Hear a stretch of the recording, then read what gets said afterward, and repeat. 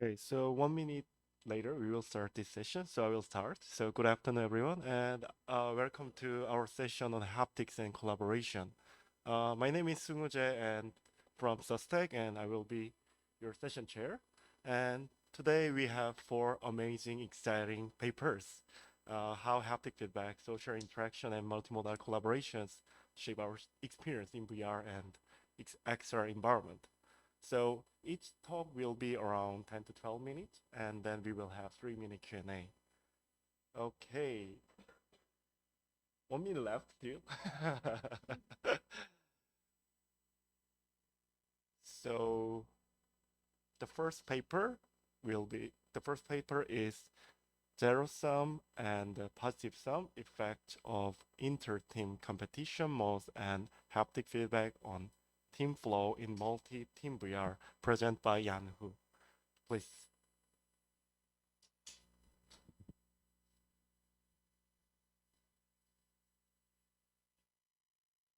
Good afternoon, everyone. My name is Yang Hu, and unfortunately, the first author and the second author of this paper are not able to be here, so I will present this paper for the team today. So hopefully, So you can use the mic. Yeah. and hopefully, I still think, hope like everyone can understand my presentation. So the the term multiple team virtual reality we have proposed in this paper is a correlative virtual environment with teams as a co-interaction units. Each team in a multi-team virtual reality is distinct with its own goals. They can also be independent, but can also working together towards shared objectives. So interaction can occur both within and between teams in the multiple team virtual reality, which refers to the intra-team and inter-team interactions. Unlike the individual-based multiple user virtual reality, multiple team virtual reality enables inter-team dynamics. So the teams can switch between the cooperation and the competition. So game theory plays a very important role in understanding human psychology and social interaction, where there is either conflict or there is need to cooperate. A zero-sum game is a situation in which a gain for one participant results in an equal loss for another. For example, the traditional chase game. And a positive sum game is a win-win scenario where all parties involved can benefit. And the simplest example here is like two kids can play the building the blocks together for some nice architectures. And talking about the haptic feedback in VR, it could be an effective way to enhance users' personal involvement in virtual reality activities. Personal involvement is essential for teamwork as it serves as a fundamental element for collaborative efforts. Higher levels for personal environment enhance teamwork effectiveness. So in our paper, we have two research hypotheses. The first one is the different inter-team competition modes has a significant impact on the team level experience. Especially the PSG mode is expected to promote team flow and team relationships more effectively than the ZSG modes. And the second hypothesis is providing personal haptic feedback can enhance awareness of both individual level and team level goals, influencing individual and team experience and impacting teamwork performance. In order to test our hypothesis, we have implemented a multi-team VR game. So this picture shows the architecture and the workflow of the experimental game system. There are three core functional modules: the game content management module, the data processing and storage module, the multiple player VR display and interaction module. So they're working together to deliver a multiple team VR experience. Here shows the design of here shows the design of the inter-team competition modes. For the zero-sum game mode, Team A and Team B they compete for survivor suppliers and fight each other. Team members can attract the opponent team or use the shaders to protect themselves and the teammates from the damage, which can earn the in-game scores. But for the positive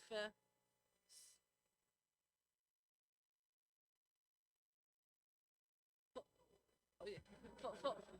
For the positive sound game mode, a shared a shared external enemy is added for both teams. Of course, the teams can also still choose to compete against each other, but they of course can do the cooperation to find the external enemy for in-game scores. And in our study, we also have additionally to haptic feedbacks on mode, which means player feel force feedback at the corresponding body position when they are attacked in the game.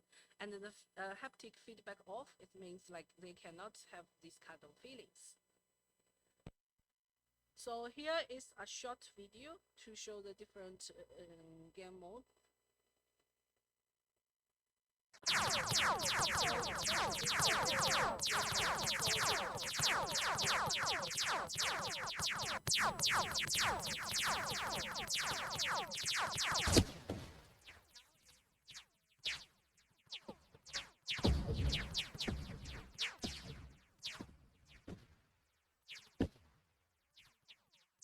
other. And the test environment and the devices, we have used the all-in-one Pico 4 Enterprise VR for all the participants to participate in the games. And in the physical, there is 8 times 12 meters space that's used for the participants to move freely. And the haptic feedback, we use the B Haptics tech suit exploded vest, and we also has each player also has a EEG headband, which has one single channel sensor to assess the attention. So the experiment design was by 2 times 2 factor within subject design, and the first 2 factor is the PSG model or the SG model, and the second one is haptic feedback is if on or off. And we have recruited 188 undergrad students, which 152 are males and 33 are females. And they are made 94 to participant teams. And the genre in the VR environment is natural. And for the measures, we have the team level measures. The first one is team flow experience, and we use the standard team flow monitor questionnaires. And for the relationship-related measures, we use a single item on an 11-point scale ranging from 0 to 10. And the emotion challenge, we use emotion challenge subscale from the challenge orienting from recent game interaction scales. And the individual level measures, we have individual floor experience, which we use floor shot scales, includes 2 subscales. One is fluency and one is assumption. And of course, we also collect the people's single point EEG data. To examine the effort of inter-team competition mode and haptic feedback on team floors, a series of 2 times 2 ANOVA tests was performed with the 9 factor scores of team floor experience and as the dependent variables. The efforts of inter-team competition mode on those measures are to examine the hypothesis 1, and why the efforts of haptic feedback on these measures are to examine the hypothesis 2. So for in some aspects like the qualitative ambition, PSG model fosters strong qualitative ambition than the SG model, but there has no efforts for the haptics. And the haptics feedback boosts awareness of common goals, but the competition mode has no efforts in these aspects. The same as the common goals for aligned personal goals, haptic feedback is also significantly enhanced awareness of the aligned personal goals, but there is no effort with the competition mode.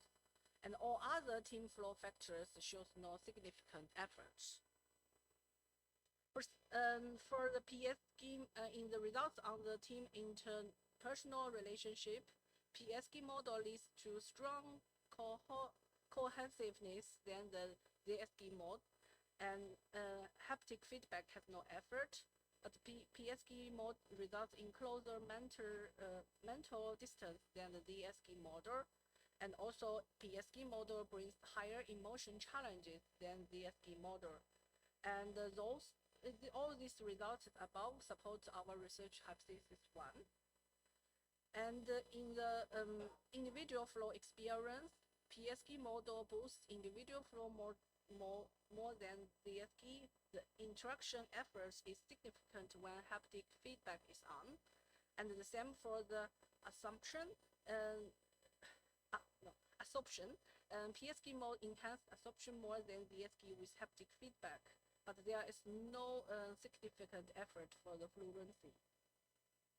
And EEG data in our study shows that PSG mode significant increase attention compared with the DSG. So all those results above support the hypothesis 2. From our findings, we suggest a new theoretic model that combines the impact of inter-team competition mode with how haptic feedback influences both team and individual floor. Inter-team competition mode directly impacts both team and individual floor. Haptic feedback directly enhance task goals alertness and indirect moderate individual flow by zooming in on the efforts of inter-team competition mode on it. But of course, this framework is just an initial framework. We need a future other research to retesting it. To conclude, in this study, we have first time proposed this concept of multiple team virtual reality and highlighted the importance of inter-team competition mode in its design. And then drawing on the game theory, we designed the positive sum game and the zero sum game modes, showing positive sum game mode significant boost team flow relationship and collective ambition. Haptic feedback enhance team members' alertness to goals and moderate competition mode effort on individual floor. Effectively using PSG in the multi-team virtual reality helps team achieve goals while raising positive emotions and relationships. And thanks for listening.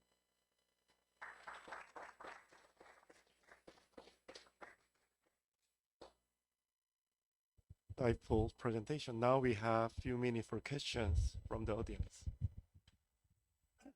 Okay, I have a question. Thank you for your presentation. And I want to ask, what's your limitation of your study? I think as the first study that introduced this team mode in virtual reality environment, one of the biggest limitation is like for the test, we only use 2 persons team. And in some way, it's not sure that if we have 10 persons as a team, the results will be generate. And also, for the experiment design, we have some limitations because the game I'm showing is more like a commercial VR game. So it have a very clear storyline. And from the storyline, so they started with this zero-sum game mode, so which means all the participants, they started with this ZSG, and then because of the story, they arrived at the moon and they have the additional enemy, they work together. So in this case, it's not counterbalanced for the testing. So I think this is like the experiment design limitation of this study. Thank you very much for your question. Thank you very much. We can have one more question from the audience. Okay, I have a question. Seems like your research shows that we don't need haptic feedback. So how we can enhance the haptic feedback in your system? Because the results what you show, there's no significant difference between haptic feedback and no haptic feedback. But we still, like in your closed loop, the system, still haptic feedback is there. How we can enhance the haptic feedback role in these systems? First, I think because still this haptic feedbacks in some way also like have increase the closeness of the team, and also some effects of the. I think we have some. Sorry, but in some results, I think we have show there are some significant difference with the headback, like this one.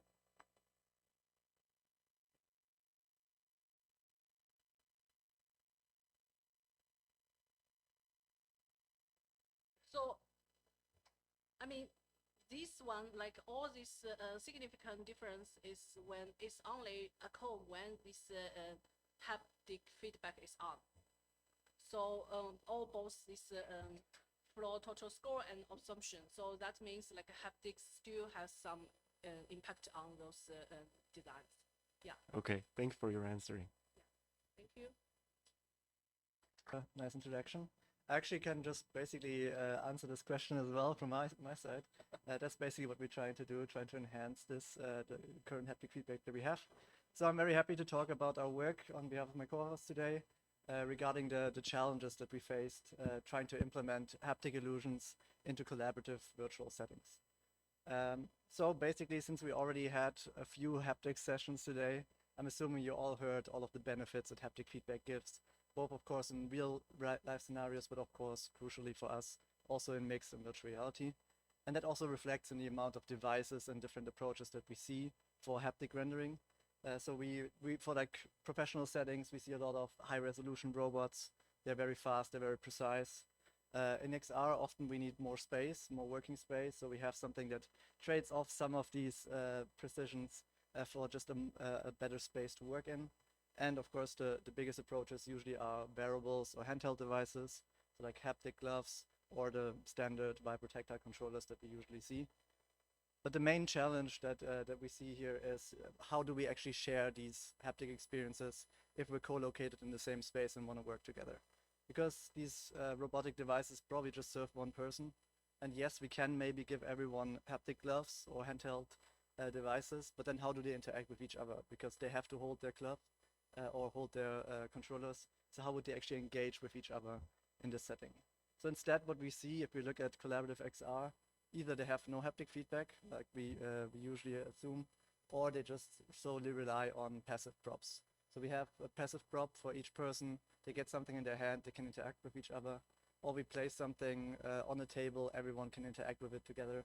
Or just place a lot of different props somewhere in the environment, as you can see on the bottom right, and everyone can interact with this a little bit. And of course, this is a great approach. They are very good at representing specific haptic properties, the most high fidelity rendering you can do, but they're not very adaptive. They cannot really dynamically adjust the haptic feedback that they're providing. So this is usually where haptic illusions come in.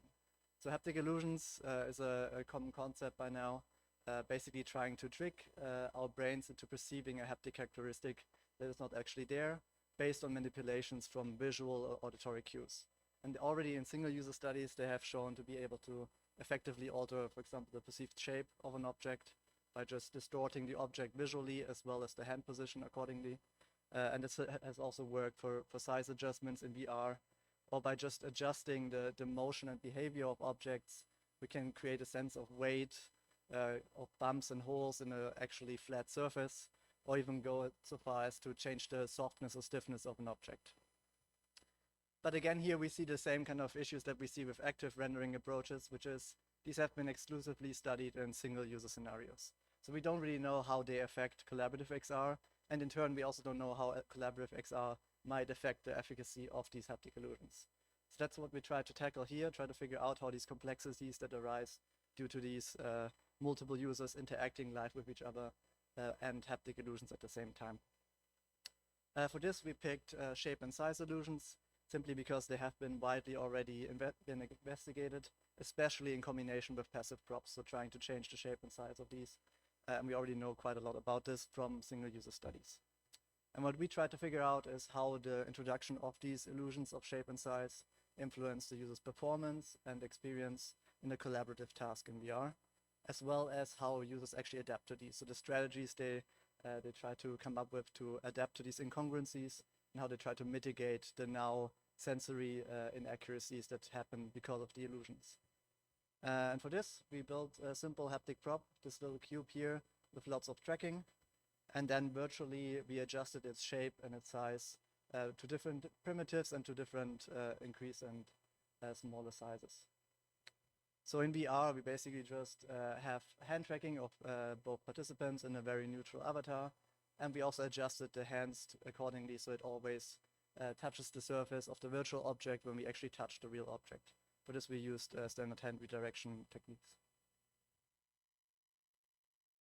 And for the task, we picked a handover task, so a physical handover of the prop, as one of the most common things where this kind of issue might arise. So some person tries to give the prop to another person in the environment. And this looks usually something like this. So we kitted out the participants with hand tracking, HMD, and just some additional tracking to get as accurate as possible.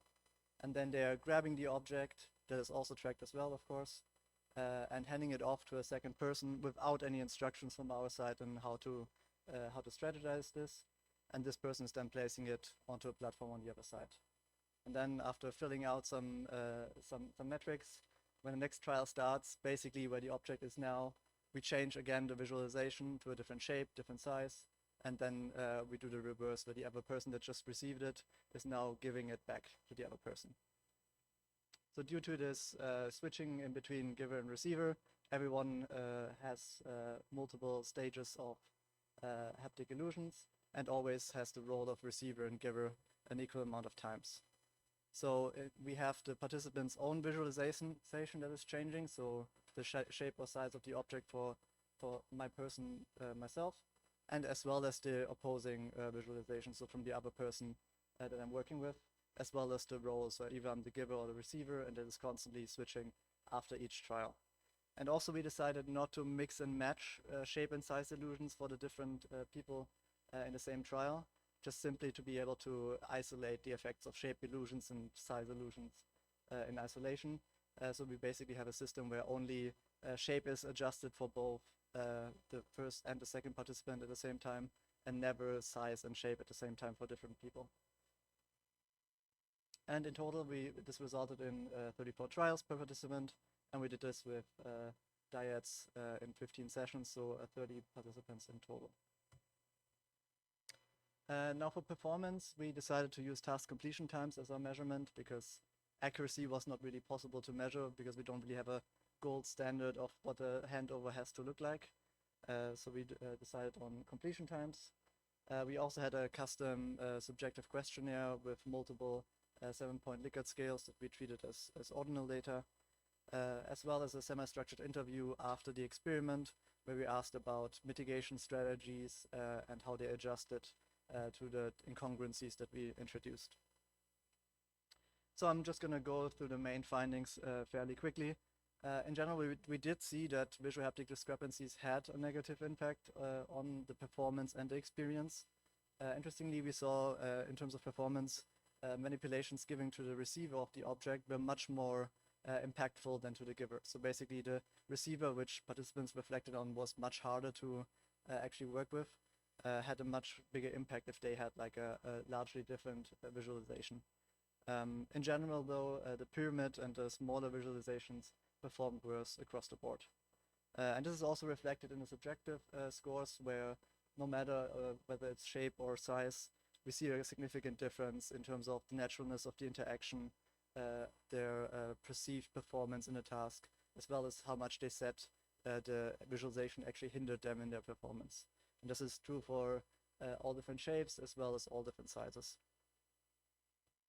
Interestingly, though, we also found that interpersonal mismatches sometimes had a bigger weight than visual haptic incongruence. So basically, even if both users had something that is incongruent to the physical object, for example, a bigger visualization, they still perform better than one person actually having the matching visualization and the other person having a bigger visualization. So even if they both have these illusions applied to them, they still perform better if they were synchronous, which opens up a lot of new ideas for future tasks that we can do with this. And lastly, we saw that users consciously adapted to this, so they had specific strategies. They actually tried to come up with strategies that are basically irrespective of the visualization and mostly focusing solely on touch or on other factors, for example, the hands of the other person or their own proprioception of their hands. But as we see from the performance stats, it couldn't fully compensate for vision. So lastly, I just want to give you some quick takeaways. Since you're in the haptics and collaboration session, I'm hoping a few of you want to do haptics and collaboration. So here are some things that we found out that you might want to know if you actually want to design these haptic experiences. So on the one hand, we found that augmenting the size virtually is much less impactful or harmful than trying to make something smaller. So basically designing with props that are a little bit smaller and then sizing them up might work a lot better. Also, we found that the boundaries and thresholds that we see from single user studies couldn't really be transferred to our multi-user scenario because they still were disrupting. So we have to be a bit more conservative if we try to design for this, at least until we have better measurements. To mitigate this, we would suggest synchronizing the mismatches across users if possible, and if not, at least try to minimize it for the more demanding role. In our case, this was the receiver, and we saw that basically this had a bit bigger effect on the demanding role. And lastly, we found that participants try to adapt through multimodal cues, that is not just the object visualization and touch, but also trying to touch the other person's hands, trying to get their own proprioception of hands and eyes coordinated, and prior knowledge. So they know that the cube is always going to be a cube, so they try to find out strategies that are irrespective of their vision and just basically work for a cube and in that space that they were working with. So in general, I'm very happy to answer any questions now. Or if you want a longer discussion, I will also be presenting a poster on this tomorrow during the poster sessions. So any quick questions I can answer now, anything else I can do tomorrow. And thank you for your attention.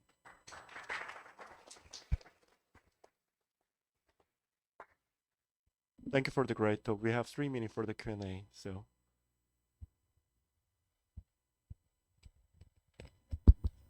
Thanks for the great talk. It's really interesting. So during the experiment, are the participants notice?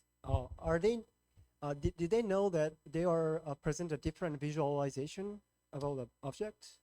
No, they did not. We debriefed them, of course, in the end after the end interview, but that was one part of the things that we wanted to find out in the qualitative feedback. And most of them were surprised that they actually had a different visualization than the other person. So like sometimes it was matching, but they never noticed that they actually might have a different visualization. Oh, so they didn't recognize they are interacting with different visualization. No, only with the behavior. There were a few comments where people said they might have had some kind of inclination because the other person was talking about an object that was not there for them. But usually they didn't talk a lot, so a lot of them were very surprised in the end when we told them that they sometimes had different visualizations. Did you measure any behavior measurement, like?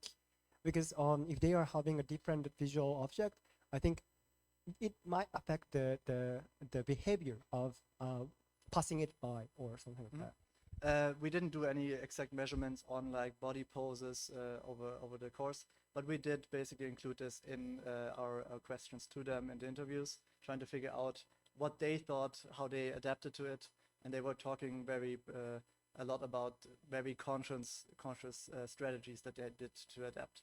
So they basically came up with this unspoken system, often with like one person trying to always move from the side, one person from below, to basically mitigate some of these sensory inaccuracies that they now have. So like they try to be a lot more careful, a lot more slower, and try to do something that is like that doesn't really require that much of a precise grip. That's mostly what they reflected in the talks. But a follow-up, of course, that would be quite interesting is actually being able to analyze the movements themselves. But for that, we would probably need another system where we have a clearer view of their exact locomotion in every kind of situation. All right, thank you. Thank you. We can have one more short question and short answer.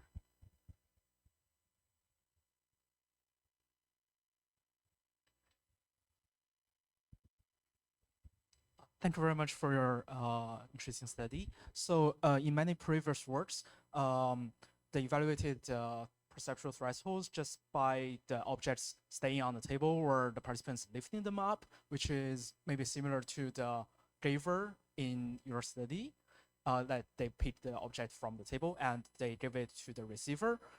So from your results, I assume the receiver tolerates more mismatch than the giver, because they may give higher ranks for the marks for the Did they questions. have to tolerate a higher mismatch, or that they did tolerate a higher mismatch? So does the receiver tolerate more mismatch than the giver? I mean, that is likely a thing that they will have a bigger mismatch, right? Because they have, on the one hand, the discrepancies that they have, but now they also have a system where they have to grab it from someone that already has a mismatch, and it's like this moving system, which just makes it a lot harder for them to actually adjust to this. And that would probably also be reflected in like psychophysical thresholds that we usually see for like these very abstract settings. Of course, these are likely a lot different if we actually have this moving system, this more ecological system, than what we usually see, which is like grabbing it like this and then doing this in a very static setting.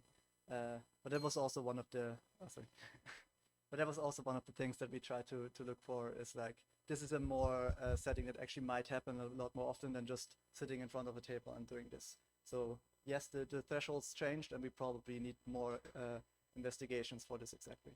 Thank you very much. Thank you. Thank you for the presentation. So, hello everyone. Thank you for coming. My name is Ahmed, and I'm here to present our work touching the virtual pet, effects of active and passive haptic feedback on social presence and emotional bonding in virtual pet interaction. So, have you ever wanted to have a pet? Pets provide more than companionship. Research shows that having a pet can reduce stress, provides emotional support, and gives people a sense of purpose. Unfortunately, not everyone can enjoy these benefits. There are a few barriers that can prevent people from having a pet. Perhaps they have allergies or suffer from house restrictions, or sometimes busy lifestyle interfere. These barriers leave many people without the emotional benefit that pets can provide. So, how can we overcome this problem? Virtual pets have the potential to fill this gap. Prior research shows that virtual pets can increase intimacy and responsibility. They positively impacted therapy, education, entertainment, and public health. They also reduced anxiety and fear through exposure therapy. However, most virtual pet systems rely heavily on visual and audio cues, ignoring something very fundamental, which is touch or haptic feedback, which is one of the strongest emotional channels in human-pet interaction. Think about petting a dog, the warmth, the texture, the softness. That's where a lot of the emotional connection comes from. Without touch, virtual pets risk feel hollow or incomplete. Haptic strengthen user emotional connection with virtual agents by enhancing social presence, which support emotional engagement, greater intimacy, trust, and reduced stress. Haptics brings touch to VR, and they generally fall into two categories, active and passive. We actually saw an example of active haptics in the first presentation with the tech suit, and an example of the passive haptic in the second one with the rigid cube. So active haptics can be interactive, responsive, however they can feel a bit artificial, while passive haptics are realistic and tangible, but can feel static. In our study, we represent active haptics using the B-Haptics Tech Glove, a wearable vibrotactile glove which has 12 haptic points that can vary in their haptic strength. They also come with a patterns designer that can mimic different touch sensations. Passive haptics, on the other hand, are represented using this physical plush toy that has a soft exterior simulating fur with a height of 15 inches. The plush toy comes in a seating position, which we matched to the virtual dog in our application. Each offers a distinct advantage, but we didn't know how they compared or worked together. This led us into two research questions. The first is, how do different haptic modalities, active versus passive, differentially influence user social presence, perception of the virtual pet, and emotional bonding? The second question is, does the combination of active and passive haptic feedback produce additive or synergetic effects on these measures? To answer these questions, we designed a within-subject study with 32 participants. We used MetaQuest 3 headset and the B-Haptic glove for the active condition and the plush toy for the passive condition. Our factorial design had 4 conditions. The first is no haptics, in which user interacted with the virtual pet without any passive haptic modality. Passive haptics, which user interacted with the virtual pet using only the plush toy. Active haptics, when user interacted with the virtual pet using only the glove, and the combination of both. As you can see in the picture, in the combined condition, participants had one glove on their dominant hand, leaving the other hand free to experience the passive haptic sensation. Participants interacted with the virtual pet in one scenario composed of short, emotionally expressive interactions. Between each interaction, they were asked to pet the dog for as much as they wanted. The activities included playing fetch with the virtual pet, which elicit joy in the virtual pet.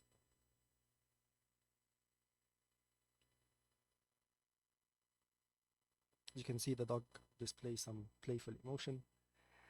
Feeding the pet, which elicits contentment in the virtual dog. Provoking the dog by taking away their food. The participants were quite taken by the reaction from the dog. And finally, eliciting playfulness by offering the dog a toy. And between each interaction, they were asked to pet the dog.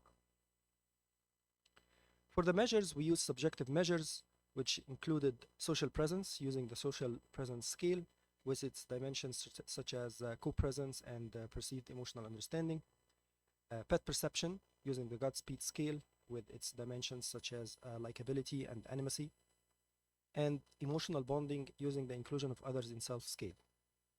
We also used objective measures to measure the petting time of the virtual pet.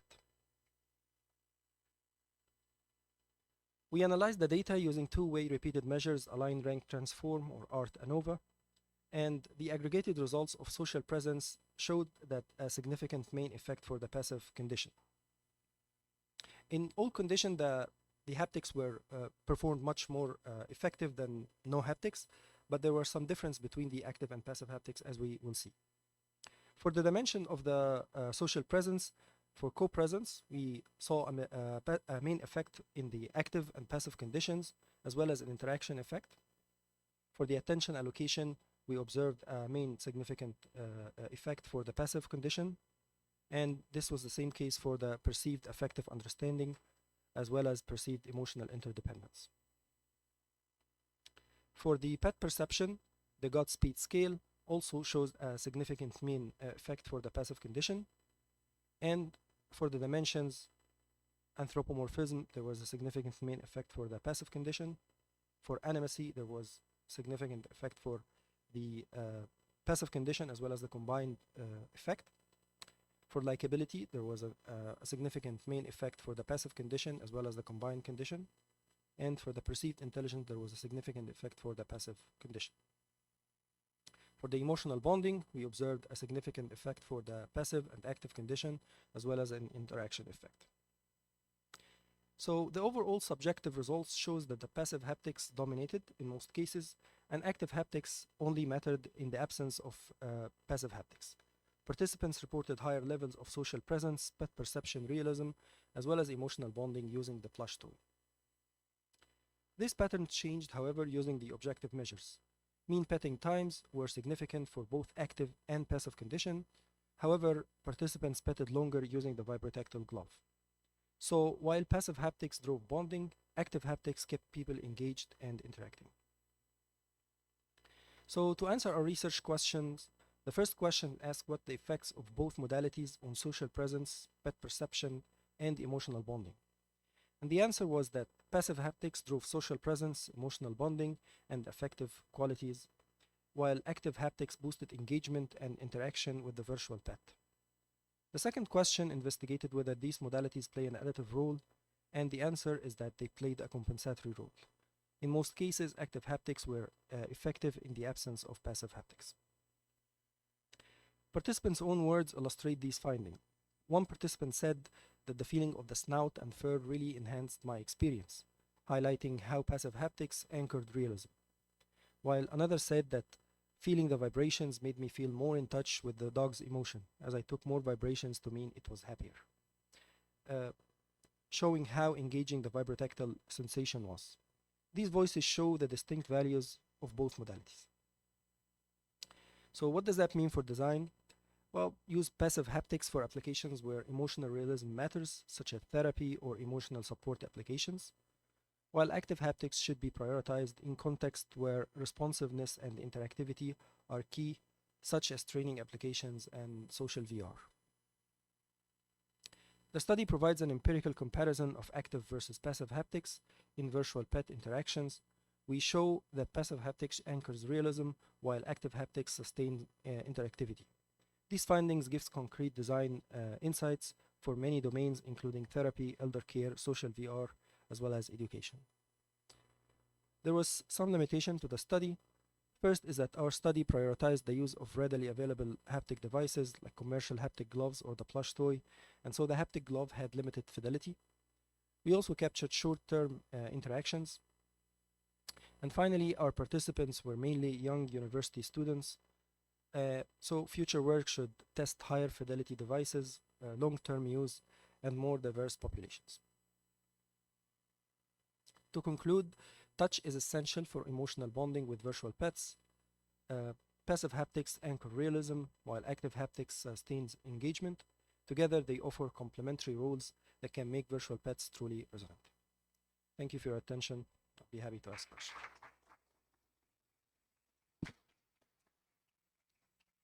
Thank you for the presentation. We have 5 minutes for the Q&A.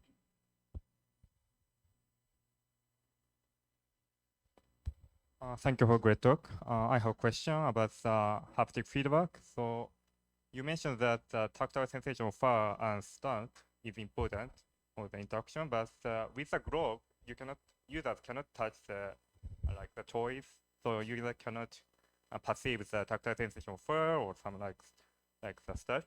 So my question is, do you think the quality of the haptic feedback affects the interaction quality or some sort of the social bonding?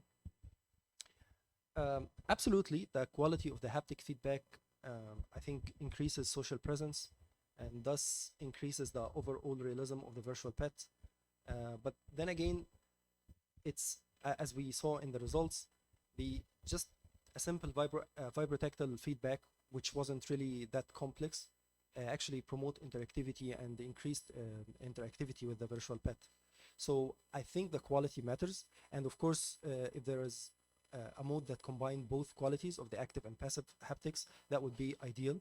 However, of course, the results here maybe give some design guidelines if there were some limitations or constrictions in the design of applications, and maybe some applications can't afford to have a tight space, so they can't afford to have passive haptics, while others can do this, and vice versa. So yeah, thank you for the question. Thanks for your presentation.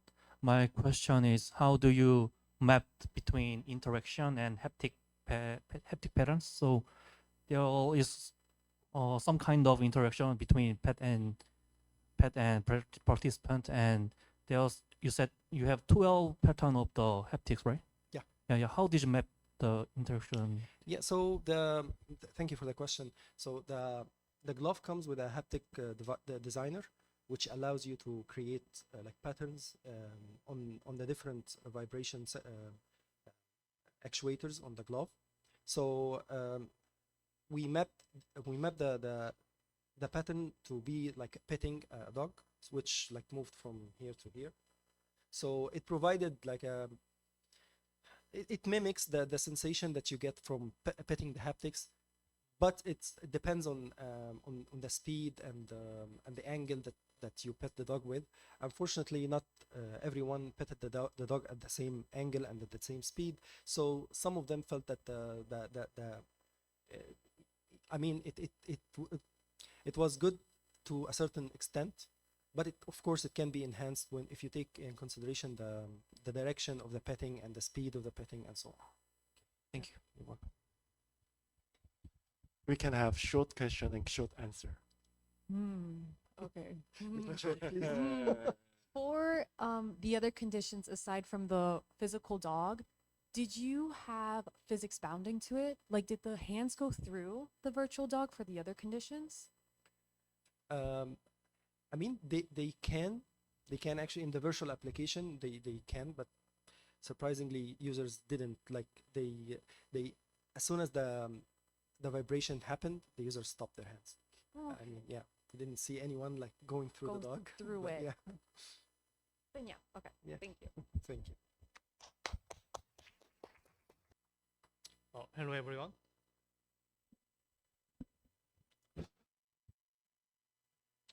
My name is Jung Kim from Kumho National Institute of Technology. Today I present our study What Makes Object Reference Clear, Multimodal Stage for Shared Understanding in Excel Collaboration. And it's a great honor to present my work here at ISMAR. I'm still a beginner in research, so I might not be perfect, but I hope for your kind attention and understanding.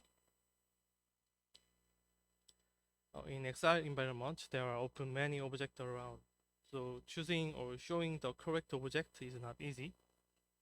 Especially in Excel collaboration, one of the main challenges is how clearly I can show my intended object to my partner.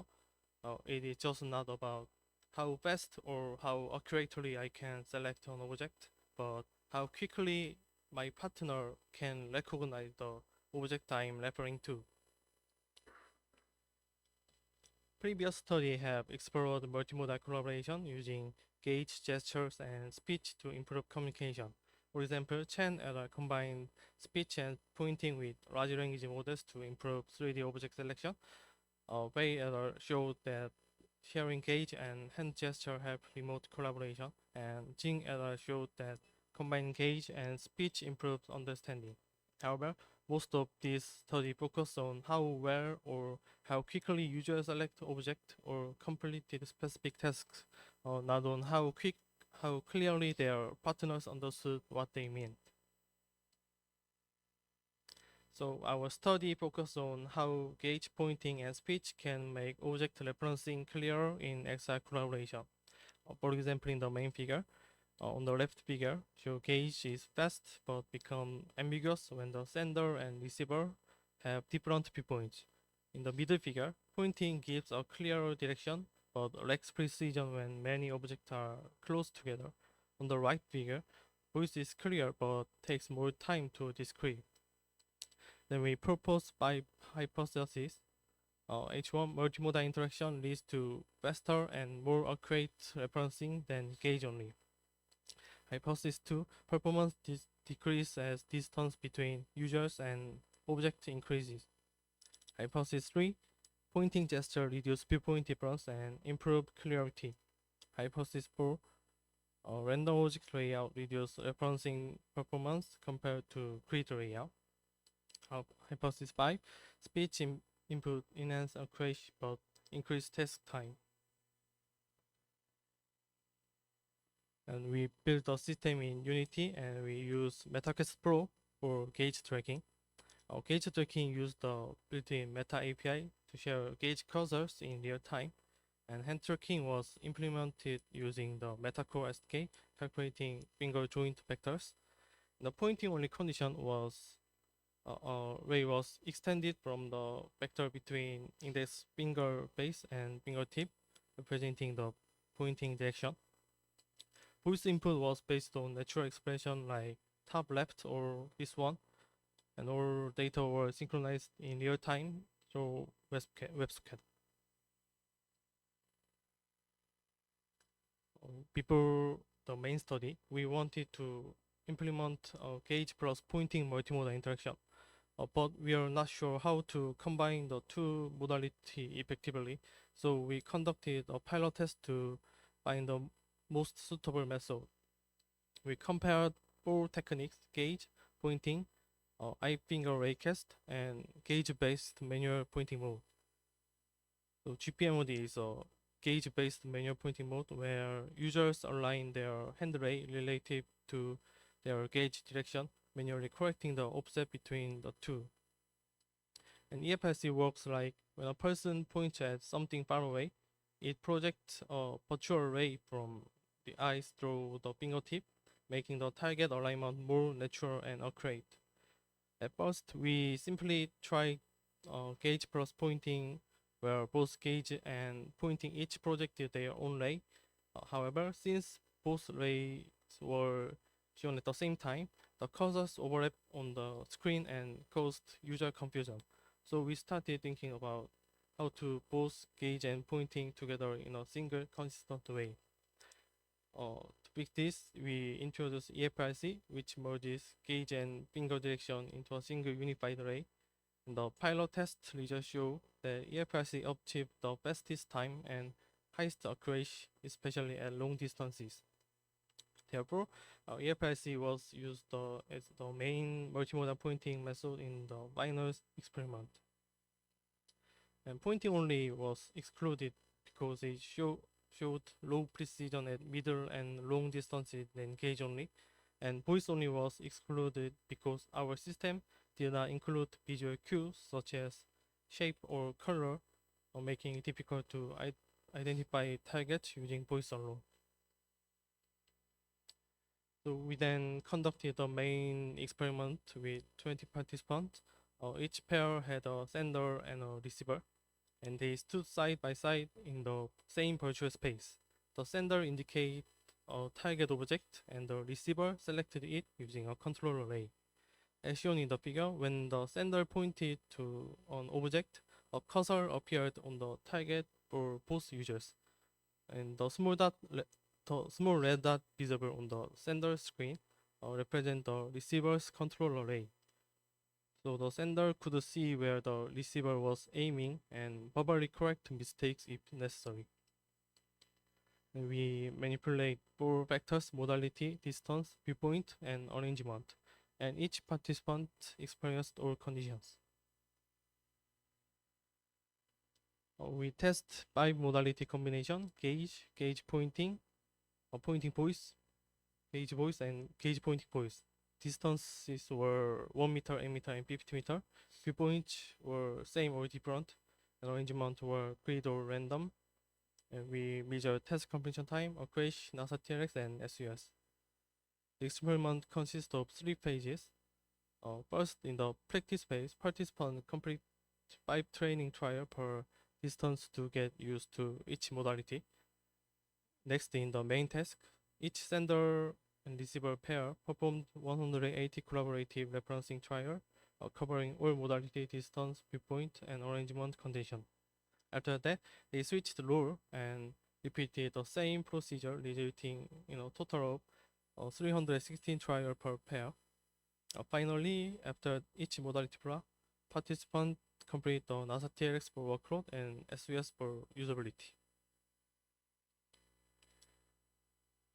And all vectors show significant effect at long distances. Performance decreased for all modalities, but gauge pointing and gauge pointing voice remained fast even at 50 meter. When viewpoints differed, conditions without pointing, such as gauge only and gauge plus voice, showed a large increase in task time, while pointing based modality like gauge pointing and gauge pointing voice maintain stable performance and reduce confusion. And grid layout were faster than random layout. And all vector again showed significant main effect, and gauge only caused many errors at long distances and random layout. Gauge pointing voice had the lowest error rate across all conditions. For workload, NASA TRX gauge only and pointing voice had the highest load, while gauge pointing and gauge pointing voice were lowest. For usability, gauge pointing and gauge pointing voice also were rated as the most usable. So let's interpret the result. Hypothesis 1, partially supported. Gauge pointing and gauge pointing voice significantly improved efficiency and accuracy compared to gauge only, though speech slightly increased time. Hypothesis 2, supported. Longer distance caused slower TCT and higher errors in all modalities. Hypothesis 3, supported. Gauge pointing and gauge pointing voice reduced TCT increased under different viewpoints. Hypothesis 4, supported. random layout, increased TCT and error rate, especially in gauge-only conditions. Hypothesis 5 partially supported. With improved accuracy under difficult condition, but increased test completion time. So this means that gauge plus pointing is fast and clear, and gauge pointing voice is most accurate and robust across all conditions. To summarize, our study compared how gauge pointing and voice each contribute to clear object referencing in exact collaboration. Gauge is fast, but it allows users to point instantly just by looking. However, it easily become ambiguous, and especially when the sender and receiver stand at different viewpoints or when objects are arranged randomly. In addition, as the distance increases, gauge jitters become more significant, causing the cursor to shake and making it harder for the receiver to interpret precisely. Pointing gives a strong spatial cue that is easy to interpret. It helps the receiver understand the general direction and location of the target object, but it becomes less precise at long distances as positional offset increases with distance due to small angular errors. Voice provides clear spatial information. It was mainly used to describe the position of the target object with simple expression like right, no, or the one next to it. This helped confirm or correct the receiver's understanding when visual cues were not enough, but it also takes more time to speak and process. When we combine these three, the gauge pointing voice condition achieves the best balance among speed, accuracy, and cognitive load. It performs well across different distance, viewpoint, and object arrangement. And user also reported the lowest mental report and the highest usability. In conclusion, combining gauge pointing and voice create an interaction that supports both fast and clear communication, and it allows collaborators to share their intention smoothly and achieve a clearer shared understanding in XR environment. That is all for my presentation. Thank you very much for your attention. Thank you for the presentation. We have 3 minutes for the Q&A.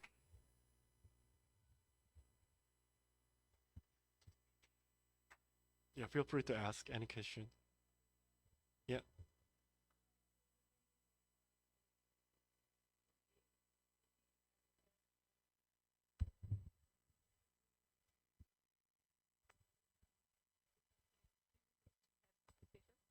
But do you have some solution for that, or what kind of interaction you would suggest for long distances? Then Can you explain more slowly? because Sorry. you said that let's say the limitations of gaze alone or pointing alone, both also related to long distances, for example, they are not very accurate. Would be this mix of both with voice also better for long distances or for goals that are far away? Gauge alone. I don't know. Maybe we can talk after that. Yeah. I think you can discuss further after this session. Do you have any other question? I was just confused. So the pointer is shown to the receiver, right? Oh yeah. Okay. And that's Sender the and receiver gaze. screen. That's No the gaze.